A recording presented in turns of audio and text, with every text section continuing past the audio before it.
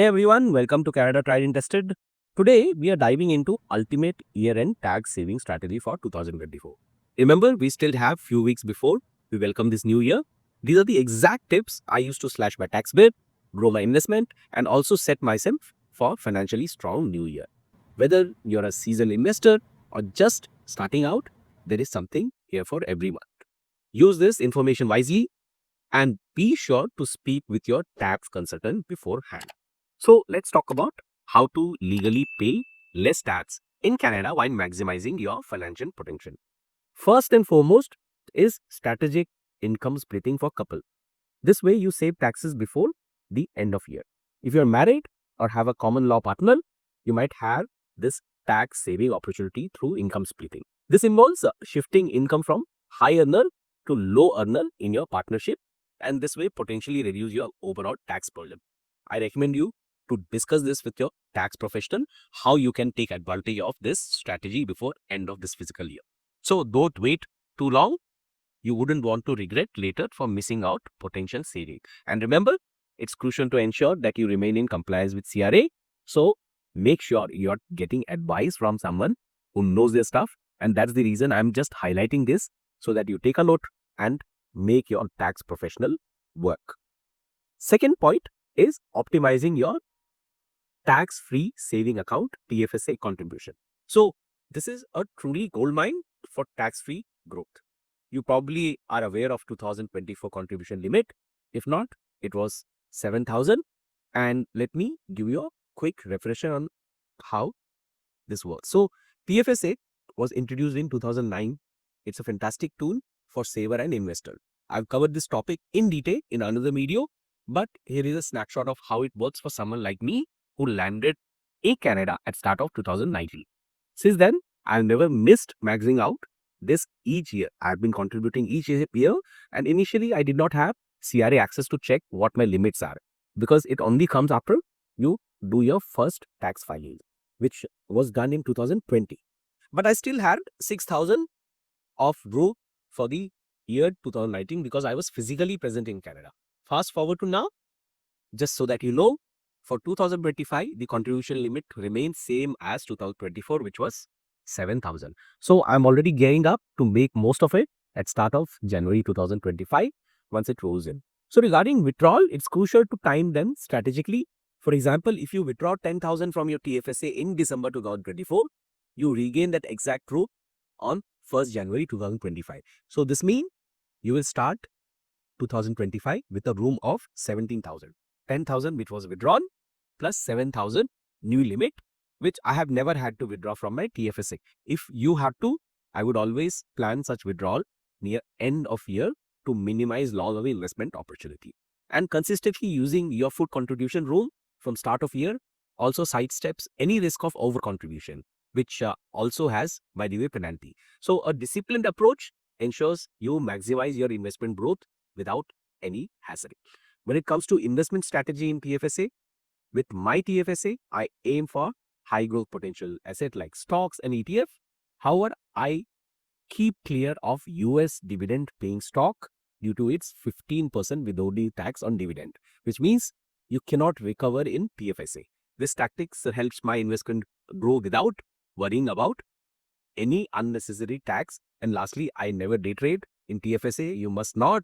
And I've covered these details in the TFSA video. Coming to point number 3, leveraging your RESP grants for your kids' education. That is Registered Education Saving Plan. Remember, contribution to RESP are made with after tax dollar, meaning they don't directly help you save taxes when you're contributing each year. Every year, you can contribute up to 2,500 per child to their RESP. For each dollar you contribute, government will match 20% into the Canadian Education Saving Grant, up to maximum of $500 per year.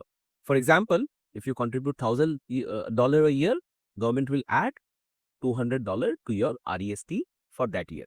Over the life of this plan, you can contribute a total of 50,000 per child, even though you might contribute 2,500 annually for 20 years, totaling 50,000. The government grant max out at 7,200. This means if you continue contributing 2,500 each year, you reach maximum long before the total contribution limit is met. If you miss a year, like in 2023, and then contribute 5,000 following year, you can still receive grant of $1,000 for that year, catching up with the missed grant opportunity for previous year. I'll be sharing detailed video on this soon, but for now, know that contributing to RESP is a powerful way to ensure you are fully utilizing government support for your child's education saving. Coming to point number 4, tax loss harvesting, turning losses into your way. What if I told you losing money on a stock could actually save money on your tax pay? In my margin account, I strategically purchase stocks and ETF, monitoring their performance thoroughly for the year. And while some investment yield significant profit, others may underperform. Here is how I capitalize on this situation to optimize my tax position. This year, after careful analysis, I purchased share of a company A in my margin account, which yielded a profit. It's important to note that capital gain tax is only incurred when you sell the share and realize the profit. So although the share increased in value to $5,000 profit, I mentioned is a result of selling those share at gain. This selling will trigger taxable event, making the gain subject to capital gain tax. Simultaneously, I held share of company B, which unfortunately decreased in value by $2,000. By strategically selling these underperforming share, I realized $2,000 loss. And this strategy allowed me to offset $5,000 gain from company A, effectively reducing my taxable gain to $3,000. Remember, this tax reduction strategy cannot be applied within a registered account such as TFSA, RRSP or RESP, where gains and loss do not affect your taxable income. So, consulting with a skilled tax professional is crucial, especially if your total loss exceed your gain in a particular year. You can carry forward these losses to offset potential gains and even carry them as backup up to 3 years in recuperate taxes paid on earlier gain. Always ensure you're on compliance with tax law. One crucial rule to avoid is repurchase of same share within 30 days of sale, known as superficial loss rule. This careful planning ensures acceptability of my loss claim for tax reduction purpose. So, speak to your tax advisor to understand how you can implement the strategy in your financial situation. Coming to point number 5, leveraging your RRSP contribution window. It's important to note that even though the tax year ends in December, you have until March 1st, 2025 to contribute to your registered retirement saving plan for the 2024 tax year. This is additional 60 days period which allows you to enhance your planning and potentially reduce your tax liability for 2024. Especially if you are in high income in the given year, perhaps you get a year-end bonus, you can contribute to your RSP now and decide later whether to claim the deduction for 2024 tax year or defer it for future year where your income might be higher. So this is flexibility which is particularly benefit if you expect fluctuation in your income. The tax deduction planning, which is by delaying the deduction until a year when your income is higher, you could achieve greater tax saving since the deduction would reduce your taxable income at a higher tax rate. So this strategy requires careful consideration with a tax professional who can tailor advice to your specific financial situation. So avoid over contribution, which is a common pitfall. If you exceed your contribution limit, will result in penalties. So always verify your available contribution room, which the CRA updates annually, and this way you will avoid paying these penalties. Optimize your tax planning by planning your RRSP contribution strategically. You not only optimize your tax saving but also ensure greater financial flexibility. So this approach particularly is useful if your income varies significantly from year to year. Remember, contributing within the extended window not only allows you to better financial planning but also maximize this potential tax benefit. So always consult your tax professional to ensure your contribution are effectively aligned with your long-term financial goals. Now coming to point number 6, maximize employer benefits before December 31st. Hopefully, you're not leaving money on table. Many Canadians forget to use their employer health benefit or vacation days before end of year. Here is the straightforward checklist to make sure you are making most of what is available for you. Scheduling health appointment. If you haven't seen your dentist or eye doctor for this year, even now you can book the appointment.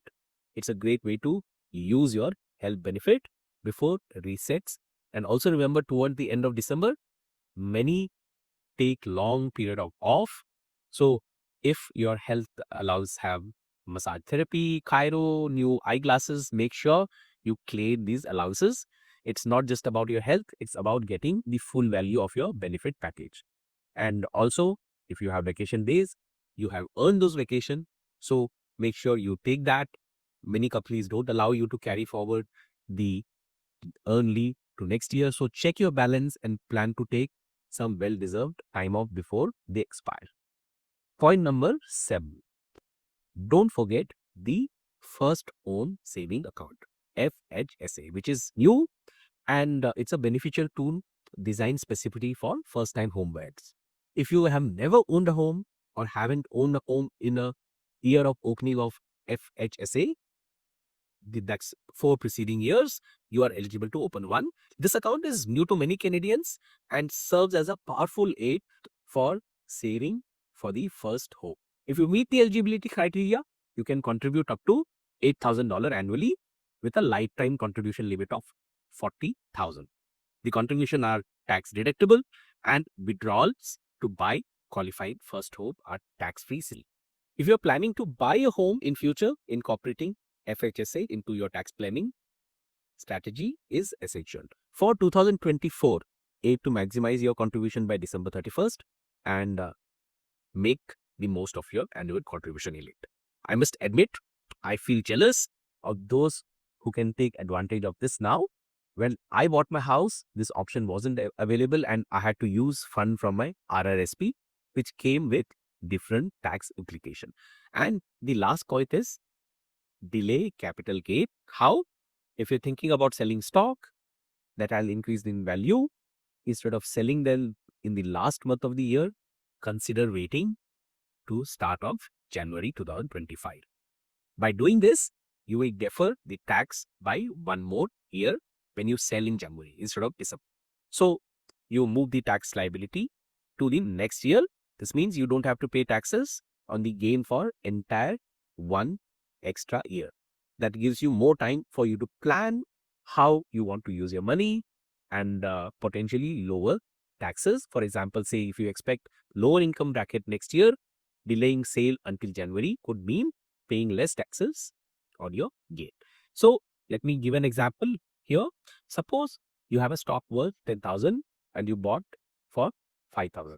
If you sell them in December 2024, you would need to report capital gain of $5,000 on your 2024 tax return. Assuming a capital gain inclusion rate of 50%, you would include 2,500 as a taxable income.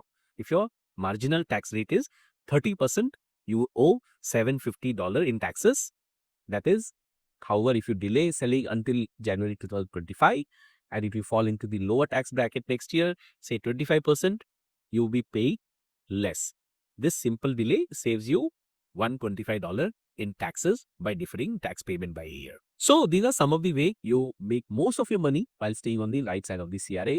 If you found the video useful, don't forget to like, comment and subscribe. I'll be sharing a follow-up video on the tax changes for 2025 and that way you would know what is in store. Happy holidays and here to a financially savvy new year.